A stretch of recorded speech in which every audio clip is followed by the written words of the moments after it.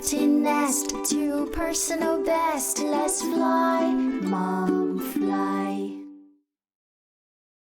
Hi, everyone, and welcome to another episode of Fly Mum Fly, the podcast where we celebrate the journeys and experiences of mothers navigating life's adventures.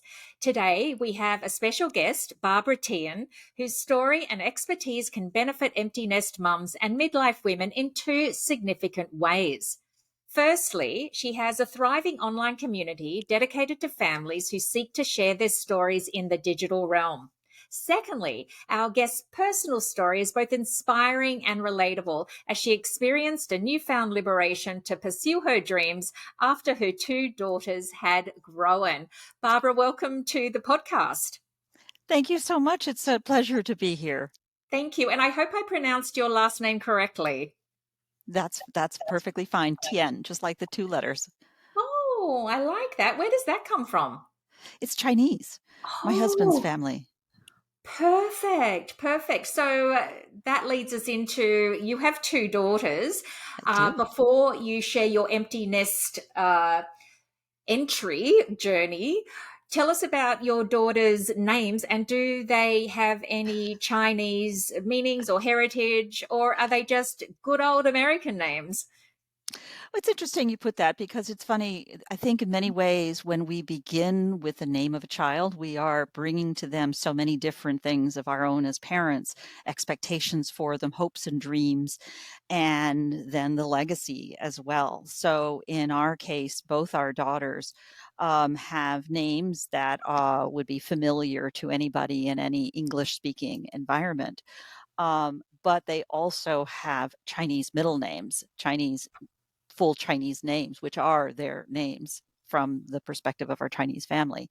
Yes. And as I learned when we first named our eldest, who's now in her 30s, the name, actually, the characters in the name is a Chinese family tradition in our family, and is in many families, I've since learned, is picking a character, a sequential character from a poem written by an ancestor in like the first century.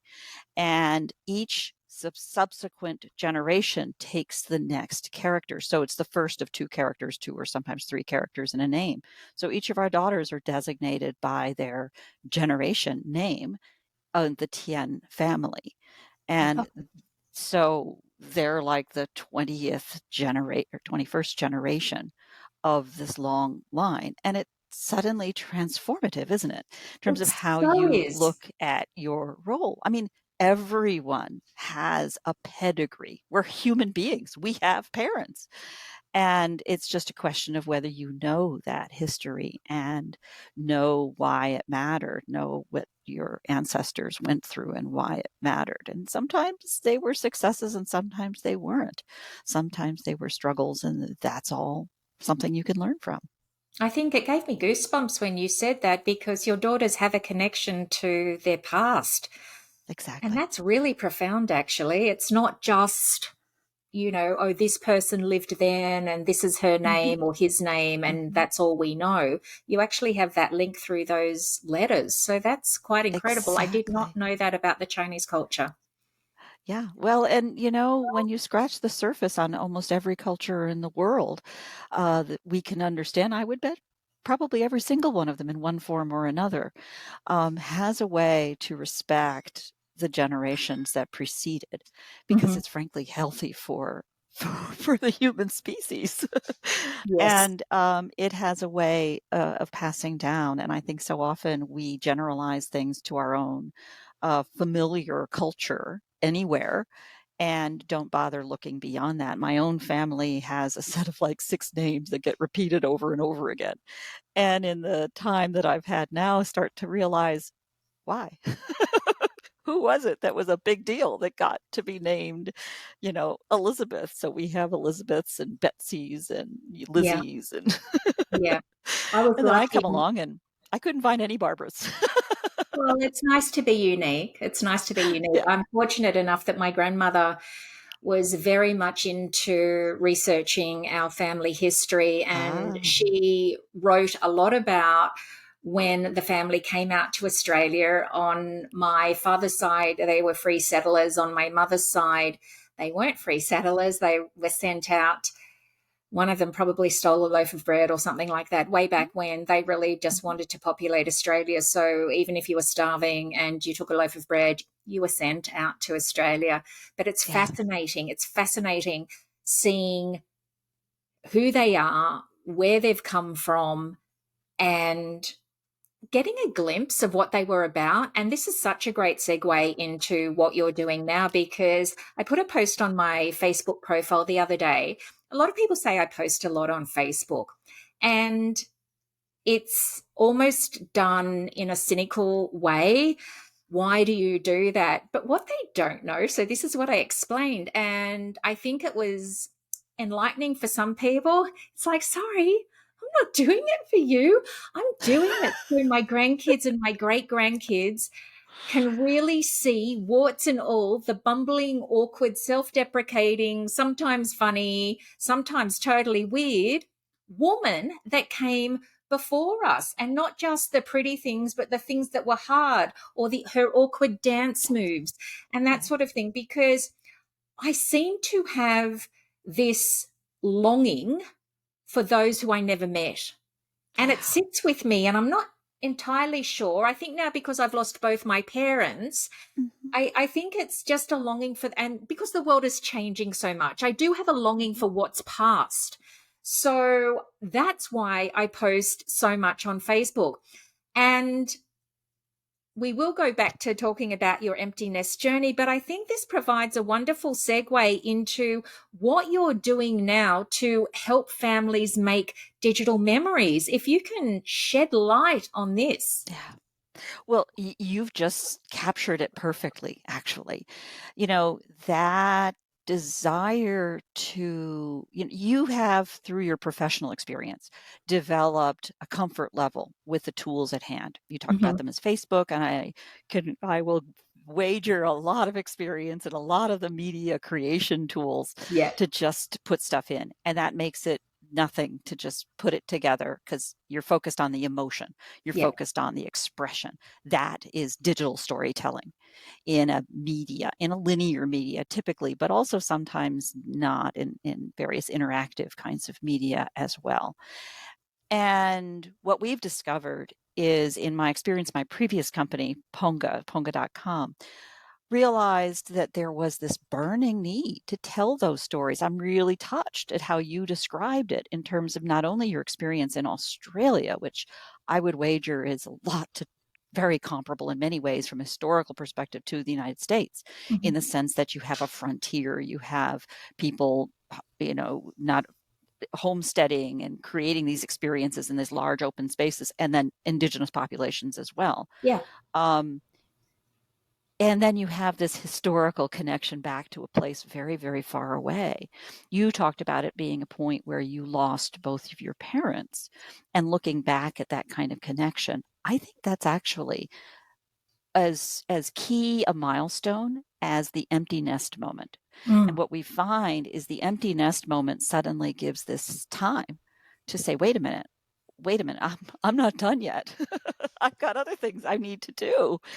And that moment when you lose your own parents, whatever that story might have been in doing that, is suddenly it's a recognition that, wait a minute, the storytelling is on me. Mm. Because if I'm gone, it's gone. And I've got something, either to tell the stories of those who came before me that I have been the carriers of, or to tell my story to those who will follow, to inspire, to give them confidence, to give them reassurance. I mean, we know as we grow that we gain confidence to take the next awkward moment because we saw us succeed at the last awkward moment. That's the secret, right? So Mhm. if you can convey to others, to, younger daughters, that it's okay, you can put yourself out there, you can fail. It's okay, Yeah. because you're going to just fail, and Yeah. you're going to pick yourself up, and you're going to learn, and you're going to take the next one. Mm. And there's just no better. Success isn't a good teacher. It really isn't. Look at Silicon Valley. um, and so we realized in building that the, in building the company, how important that moment was. And as we weren't able to uh, really make the economics work in the near term for the platform, the software platform we were building, we took it offline. And I asked, with the generous cooperation of my co-founders, to say, hey, wait a minute, you know what? Let me just keep the conversation going. I'm going to build a little community and just keep the conversation going. We did that in between April and May. We returned money, we returned archives, and gave people essentially the opportunity to come join this community. And now the people that we're seeing join have no idea what this Ponga thing was. They're coming from all over. And I expect to be changing the name just to open it up a little bit more. But watching that growth and watching what brings people in, it still comes down to exactly what you just said. That Yeah. I've got a ways to tell us. And frankly, my technology background has taught me a few things. First of all, understanding those kinds of tools like digital storytelling, Yeah. but also from a family history perspective to help people, help guide them through the challenges of the really complicated elements to doing this. First Yes. is digitizing, right? I mean, just scanning pictures, you're not done. Well, you could be done if that's all you want to do, and that's okay. But once you've got stuff digitized and you're dealing with the stuff that you're taking in digital form now, then what? Well, Yeah. you know what?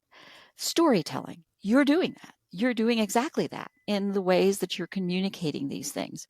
But there's also a plethora of these amazing AI powered tools, digital tools that frankly have been around for 20 years. The photo editing that we've been doing has been Right. powered by AI, the genius of Photoshop. But there's just been a sea change with machine learning and what can be done. We did that at Ponga by bringing in facial organization to say, you know what, you got this 2,000 images and you don't know who's who. Let's just take care of that for you. We'll sort them all out by matching faces. And then you put names to faces, bada bing, bada boom. Now you're looking at a folder and everybody is labeled. It's mind blowing to now get a deeper understanding of who's what.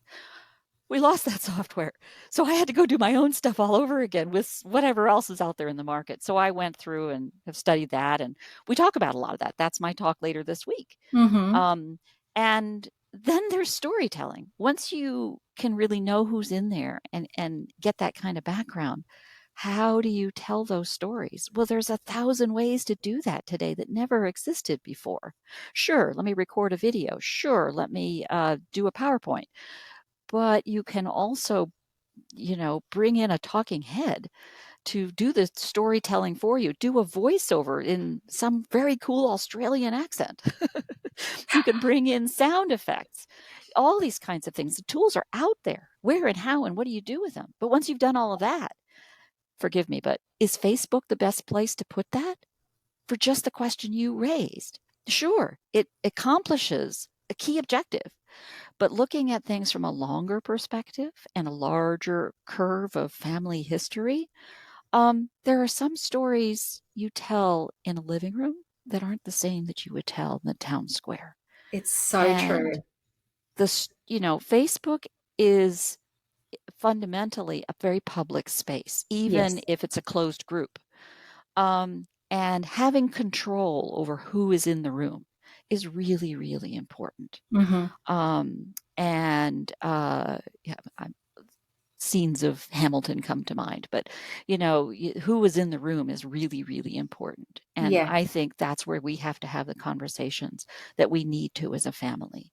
And then finally is really the archiving. How do you make sure that those stories are not lost? The hearts that Yes. are poured out into any environment and are brought in, the mechanics of getting that stuff out of Facebook, the mechanics of understanding how resolution changes depending on where you put it, how Google Photos is different from Apple Photos in terms of the metadata of images and EXIF files and HEIC and anyway, HEIF. I mean, those kinds of file format details. It's frankly just a technical nitnoid detail. It's Right. not complicated if you know which questions to ask. So that's what we're trying to bubble it up and help people guide them through those steps. And I've started by, you know, spelling out these 5 elements of essential elements of digital family history as a framework. Sure, there could be 7, there could be 6. It doesn't really matter. What matters is that there's a basic framework that we can latch onto and structure conversations, structure materials, and that's what we're doing. So, although the first attempt is now is done and dusted, so to speak, and you're now resurrecting this, I mean, I always think there's silver linings in this sort of thing when the universe pulls the rug out from under our feet. It's always surprising what then turns up. So, is this platform available at the moment, or still available for people to use, or is it down for developmental changes at the moment? The Ponga platform as software you could use is now offline. So no, you cannot use it. What we did fundamentally was say, if you take an image and you digitize it, every pixel in that image should be accessible from the internet so that you could Right. do stuff. Yeah. That's the idea. That's, to me, the powerful, big idea. It seems so stupid at the base, but what you can do with it is mind blowing. And so I've started playing with that core idea in Yeah. things like Canva. Speaking of Australia, Canva introduced last fall something they called digital whiteboards.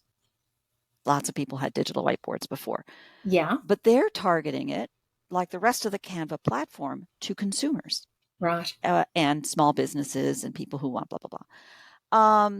And it doesn't handle the privacy the way I think it needs to, but the core bits to it are mind blowing in the way Ponga was mind blowing. And you can bring a lot of what you did in Ponga into it, and it does things that Ponga didn't do.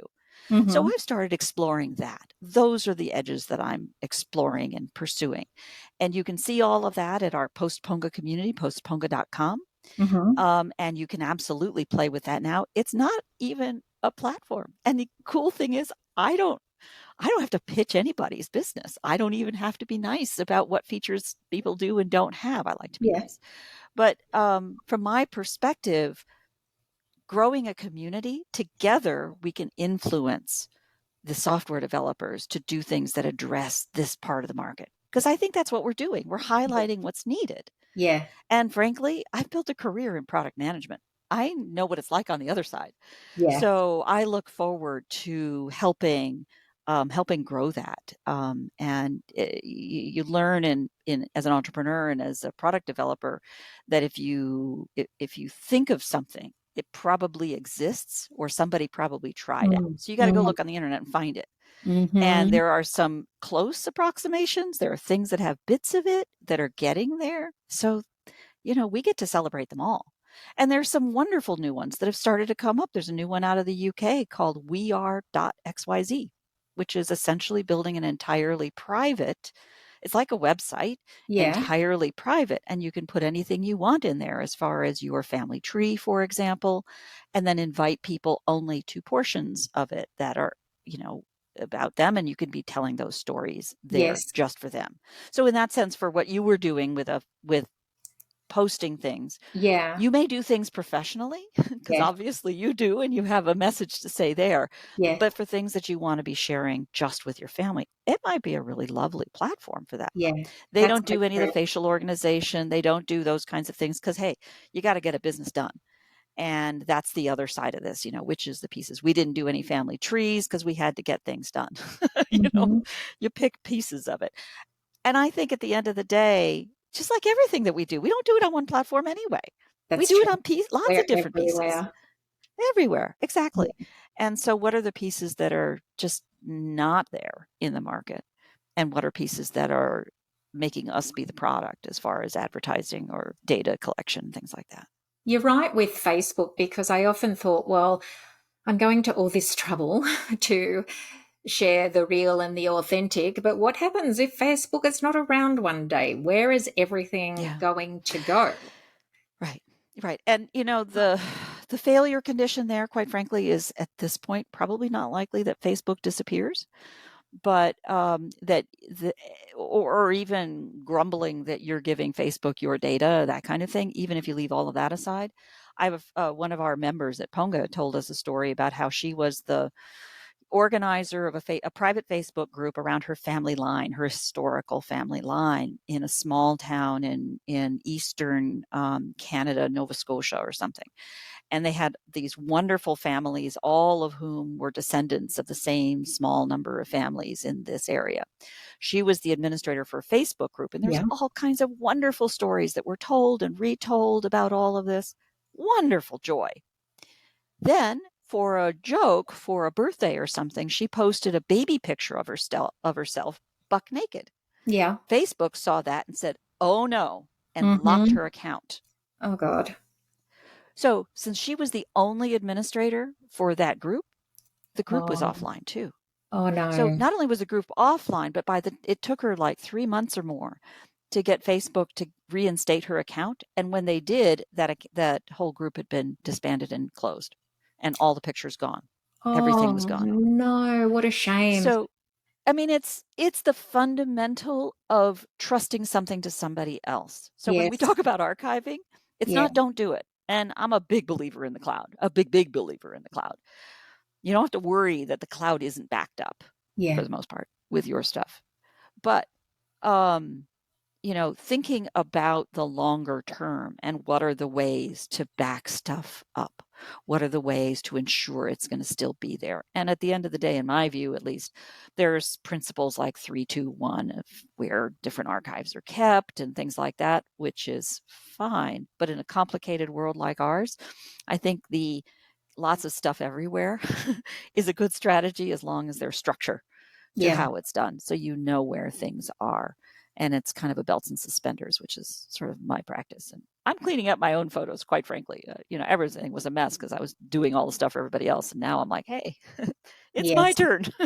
That's something that I'm definitely not organized in relation to files, photos, folders, all that sort of thing. I think even on my phone, I've got like 35,000 unread emails, and I don't know, I'm not that tech advanced. So I just leave myself in the mess and hope for the Yeah. best.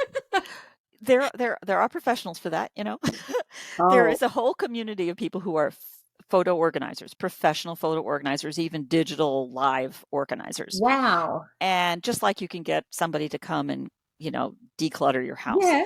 and that's great. In fact, one of the professional photo organizers has joined. She was a Funga member, and Yeah. she's so well thought of, and has really turned her work to her own family collection. Realizing she had a health scare and realized it's time to really pay attention to her own family stories. So she does a monthly program for us on, the digitizing, really digitizing the flow from when you start to think, gee, I want to tell my mom's story. Let me Mm-hmm. go get those pictures, to planning it and how you archive it, and all the way through to telling the stories and sharing those stories and all of those kinds of things. And I've realized that as distinct from genealogy is like this ongoing tree building, citation capturing hobby Mm-hmm. or profession. And family history is much more what's interesting to me now. Yeah. And I'm really realizing that we need to focus on projects, because that's how you go about it. You think about a project. And it's not about how to be the best possible family historian. It's about how to be good at what you want to do, Yes. and go do that. And let me Yes. help you. Yeah. And if it's about family history and you really want other people beyond you to know, there's some tricks, there's some flow, there's some frameworks, and we can teach that. But we can also encourage and cajole and be inspired by Yeah. each other's ideas. Yeah. And it's fun. So, apart from developing these wonderful ideas that can turn into platforms for this sort of thing, do you coach people as well, or talk to people, engage with people who are really wanting to make these collections for future generations to come? Well, remember, we just brought down the Ponga platform in Yeah. May, and it's July. Right. So, I'm still figuring it out. I don't expect, even in building this community, I thought briefly about how I could make essentially a business of it, Yeah. and realized that uh, there's the potential to build this as kind of a self-sustaining community. I may need to do some donations or something like that to be able to fund the membership elements that'll allow it to grow bigger. Yeah. Um, for me, what I'm getting out of this is a huge learning about the market, Mm-hmm. about what's important, what people's stories. Yeah. And I'm confident with my product background that I can do something with that. And I think that will be more interesting in the long run, really, even to the whole community, than coaching individuals. I may Right. be able to help individuals find coaches who Yes. can help them with these things. One, I mentioned photo organizers, and there's a group called the Photo Managers, Right. which is an association of people who are professional photo managers. Another group that's absolutely wonderful is a place called storycenter.org. And it's a nonprofit based, ironically, here in Berkeley, just about a mile from me.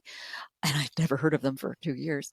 And what they do is help people learn a technique for Mm-hmm. digital storytelling and how to bring that emotional moment into a digital story, which is different than a written, essay or something, Yeah. and Yeah. is as important from a skill building perspective as learning to write an essay. Right. And you can find them at storycenter.org. Yes. They have full fancy programs. It's a nonprofit, but they've become self-sustaining, mainly Uh-huh. with support from other nonprofits, teaching their community how to better tell the stories of their cause.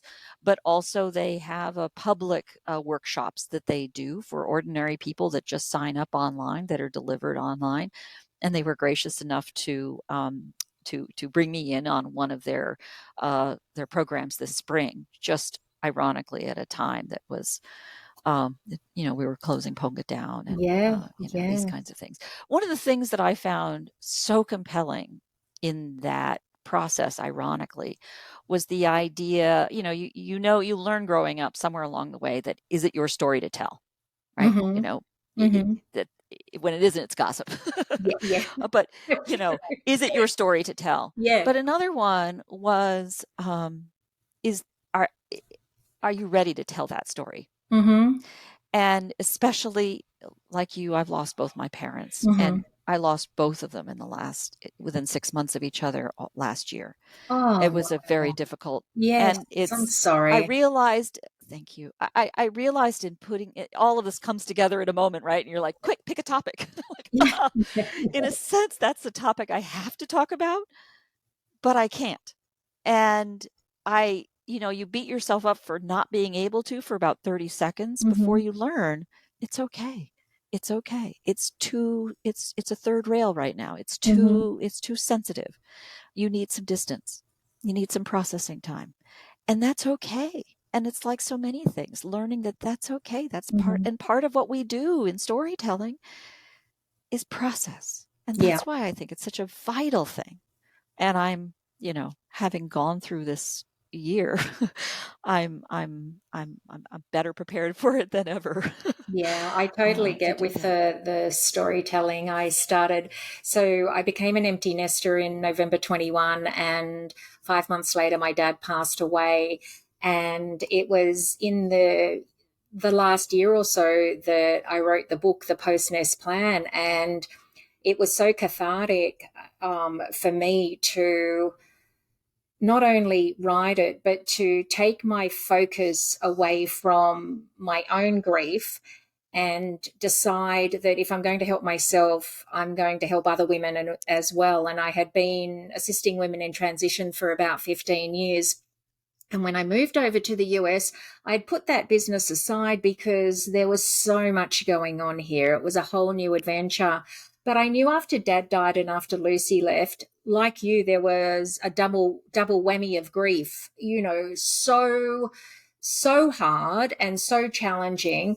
So I decided to write, and the book came out a couple of weeks ago. And it's interesting to, yes, it's for everybody else, but boy, was it for me as well. It really Yeah. helped me to write that. Yeah. Yeah. There's the writing of a book is something, and I look forward to reading it. I've known now at this stage in life, who Yeah. knew? I've now known many women who are following a very similar pattern. A good friend of mine, again in Australia, who is actually Canadian in Australia, Yeah. a Can Aussie, Yeah. and she's in the process now of doing the final edits on what is a story that she's been essentially incubating for years now, and That's it is a story that fantastic. has to be told. And it's so she was has been one of our most active Ponga members, and very fluent in new media with no hesitance at all. Right. But this one she had to write in prose, and that's wonderful. It comes in its own way, It and it does. will come in many ways, and it will continue to come. Sometimes you're done with the story, and sometimes it needs to keep iterating, keep evolving. Can So you share with us the good for you. story about when you became an empty nester and the girls left home? All of our stories are different. How was it for you, with any challenges you faced, or did you breeze through it? I'd love to hear your wisdom. Well, I think my eldest has Maddie has been teaching me all along since she was in diapers, and she also gave me permission essentially to start Ponga in the first place. Yeah, Had me staring out in the backyard and said, Mom, you have this idea. You need to just go for it. yeah, And I realized it was a little bit of permission. I don't. Yeah, I guess come to think of it, that did happen when she was just graduating from high school, the year she right, graduated from high school. And as it happened, she went to UC Berkeley, right here in right town. here. Yes, And I remember packing her up and taking her off to her dorm, and I said, okay, goodbye, and we're gonna miss you. She's like, oh, Mom, I'm across town. Get that's over so it. funny. But it is different, even if I mean, I don't think I know. geography really, I mean, it does play a part, but it doesn't as well, because it's what's gone Yeah, from what is right there, your routines, what your house yeah, is like, the yeah. noise level, how many people you've got to cook for. There are so many changes, even if our kids are across town.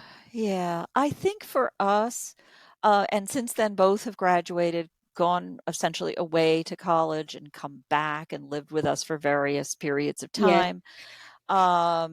It has, to me, most significant has been the step where you recognize they are adults and you Yes. treat them as adults. That to me was the biggest phase of all. And our daughters are now in their mid 20s and Yeah. 30s, Yeah. and recognizing that huge leap. I mean, I remember when I was in labor or about to be induced with our second daughter on the way to the hospital, and in that surge of emotions that is just there with pregnancy, I was bawling Yeah. because I could not, how could I give birth to a second child when I loved my first child so much? It just wasn't fair to the second child, right? I think this is a common thing.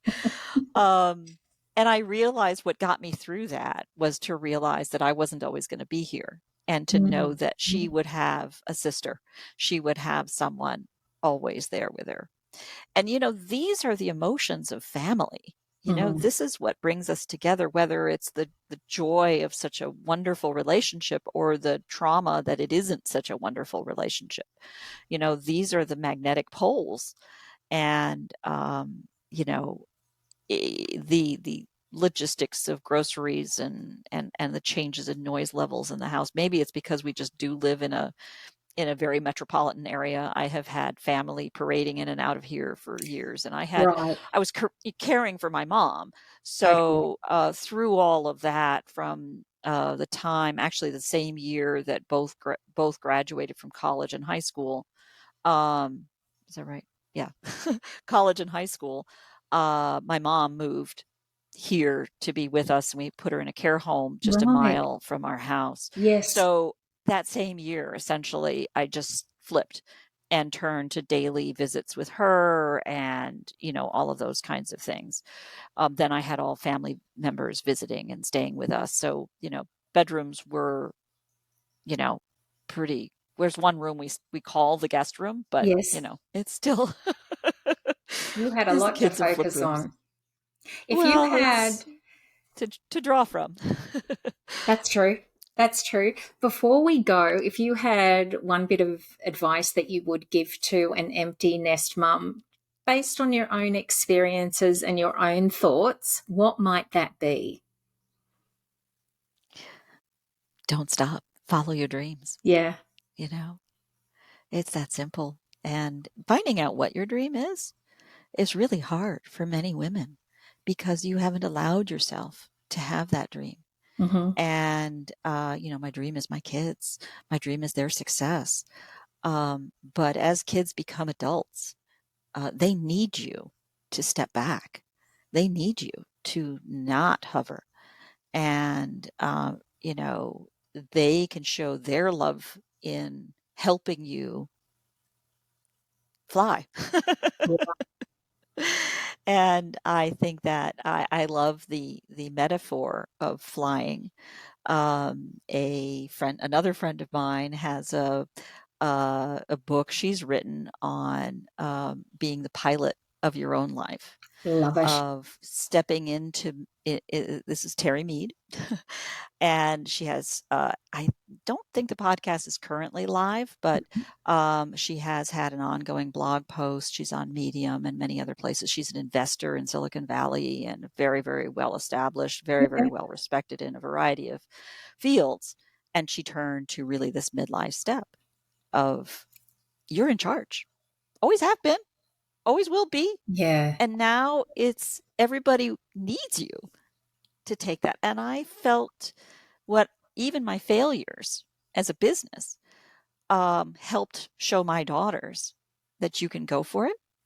You can learn, pick yourself up, you can learn from it, and you can keep going and keep learning from it and keep going. And that's what matters. And this is the thing, although they're quite self sufficient, they're still looking at us, they're still watching us, they're still subconsciously or otherwise learning from us. So if we can be the best example, I often joke to my girls, they're 20 and 24, and I say, well, all you need to do is look at your mother and you can take what you need. I can either be a great example or a horrible warning. Just pick what's the horrible warning, pick what's the great example. And I'm not putting myself down. We're just being real. And I love that we can do that. And that's our sort of inside joke that the good bits use, the bad bits we'll still learn from, and just do a 180, will you? Because life is not always rosy and it's up and down. And, they're always looking at us. They're always, gauging what are we going to do. And I think you're right to just be the best version of ourselves that we can possibly be with the tools, knowledge, and resources that we have at any given time, and keep moving forward. As you said, That's Barbara, exactly thank right. you so much. This has been a really lovely conversation. It has indeed. Thank you so much for the invitation. It's a thrill. No worries at all. And to our listeners, thank you so much for connecting today. And we look forward to connecting with you next time on Fly Mum Fly. From empty nest to personal best, let's fly, mom, fly.